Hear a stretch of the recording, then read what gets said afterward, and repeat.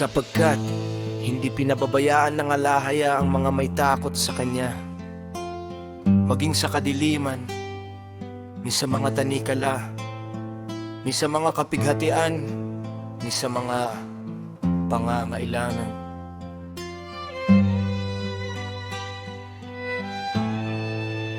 Sapagkat ang alahaya ay hindi napapahiya na gaya ng tao, ni natatakot na gaya ng anak ng tao, ni siya ay mahina o nababagabag na gaya ng ipinanganak sa lupa.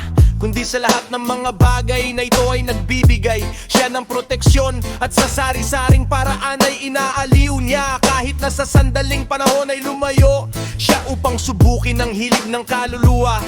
Sa 10 tukso ay pinatunayan niyang ako ay katanggap-tanggap, at sa lahat ng mga ito ay nagtiis ako.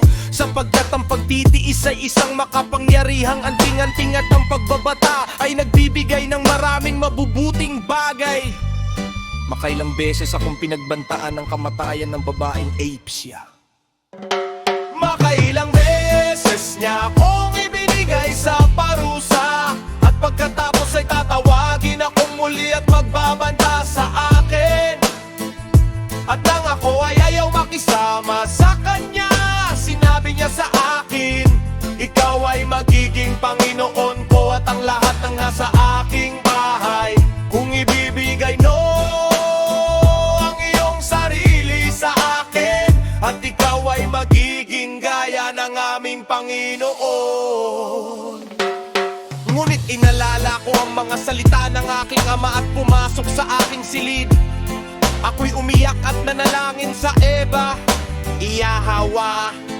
At ako ay nagayuno sa mga 7 taon na iyon, at ako'y nagmistulang isang taong namumuhay ng marangya sa mga Ipsiyo. Sapagkat silang nag-aayuno para sa alahaya ay nagtatamo ng kagandahan ng mukha. At kung ang aking alay ay wala sa bahay, hindi ako umiinom ng alak, ni sa loob ng 3 araw ay kumuha ako ng aking pagkain, kundi ibinigay ko ito sa mga dukha at may sakit. At hinanap ko ng maaga ang alahaya, at ako'y umiyak dahil sa babaeng Apesya mula sa Memphis.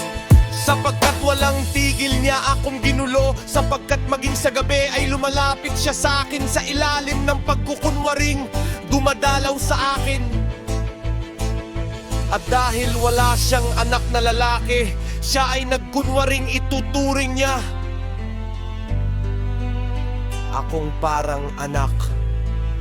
At sa loob ng isang panahon ay niyayakap niya akong tulad sa isang anak. At hindi ko ito napansin, ngunit kalamunan hinangad niya akong hilahin sa pakikiyapit. At nang aking namalayan ito, ako'y nalungkot hanggang sa kamatayan.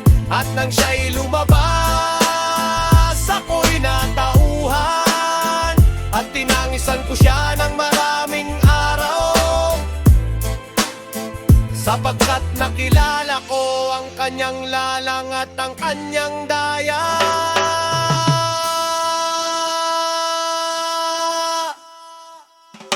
At ipinahayag ko sa kanya ang mga salita ng kataas-taasan, kung sakaling siya ay tatalikod mula sa kanyang masamang pagnanasa.